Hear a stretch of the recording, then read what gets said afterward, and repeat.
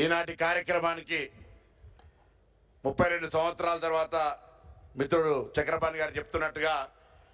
ఒక ముఖ్యమంత్రి గారు యూనివర్సిటీకి వచ్చి రాజ్యాంగ నిర్మాత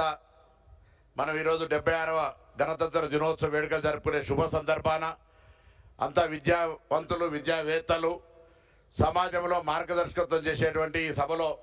ముఖ్య అతిథిగా వచ్చేసినటువంటి గౌరవ ముఖ్యమంత్రి గారికి కార్యక్రమ ఆహ్వానితులు గౌరవ వైస్ ఛాన్సలర్ గంటా చక్రపాణి గారికి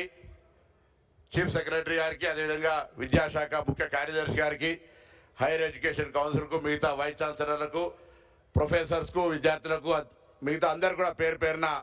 76వ గణతంత్ర దినోత్సవ శుభాకాంక్షలు. ఈ ప్రభుత్వం మీ అందరి ఆకాంక్షల మేరకు ప్రజాపాలనతో మార్పు కోరుకొని మీ ఆశీర్వచనం మేరకు ఏర్పడ్డ తర్వాత మీ అందరి ఆకాంక్షలకు అనుగుణంగా సమాజం భవిష్యత్తు పునాది బాగా గట్టిగా నిర్మాణం కావాలంటే విద్యా వ్యవస్థ పటిష్టవంతమైనటువంటి పునాది అనే ఉద్దేశంతో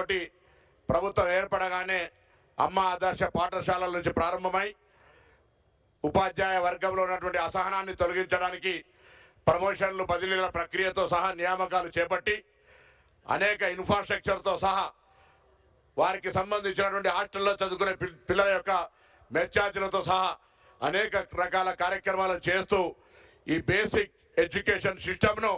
పటిష్టపరిచే ప్రయత్నం చేస్తున్న గౌరవ ముఖ్యమంత్రి గారికి ఈ సందర్భంగా ఒక మాజీ విద్యార్థి నాయకుడిగా ఈ సందర్భంగా ధన్యవాదాలు తెలియజేస్తా ఉన్నాను. 10 సంవత్సరాలుగా నాకు తెలుసు కరీంనగర్ యూనివర్సిటీ శాతవాహన ఏర్పాటు చేసే సందర్భంలో నేను మార్క్ఫెడ్ చైర్మన్ ఆ తర్వాత పార్లమెంట్ సభ్యుడిగా చూసినాం.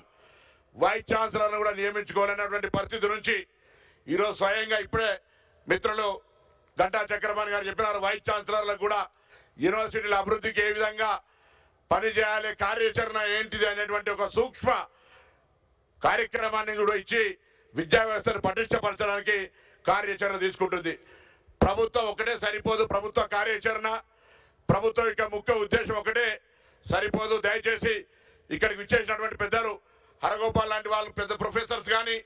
సమాజంలో ఒక మార్గదర్శకత్వంగా భావించేటువంటి అనేక మంది ఈ యొక్క ప్రభుత్వాన్ని ఆశీర్వదించండి. భవిష్యత్తులో తెలంగాణ విద్యా వ్యవస్థ భారతదేశంలో పోటీ పడే విధంగా ఉండడానికి మీ సూచనలను ప్రభుత్వం ఎప్పుడు తీసుకోవడానికి సిద్ధంగా ఉంది. అందులో భాగంగా ఇంతకుముందు సోదరుడు చెప్తున్నట్టుగా పోటీ ప్రపంచంలో సాంకేతికత్వం పెరిగిన తర్వాత ఆ సాంకేతికత్వాన్ని జోడించుకొని ముందుకు పోయే ఈ దశలో విద్యా వ్యవస్థకు సంబంధించి అన్ని రకాల సలహా సూచనలను కూడా ఆహ్వానిస్తూ మరొకసారి యూనివర్సిటీ అభివృద్ధికి తప్పకుండా గౌరవ ముఖ్యమంత్రి గారు చక్రపాణి గారి యొక్క చొరవతో అన్ని రకాల అభివృద్ధికి సహకరిస్తారని ఆశిస్తూ అందరికీ నమస్కారం చెప్తూ సెలవు తీసుకుంటా ఉన్నాను.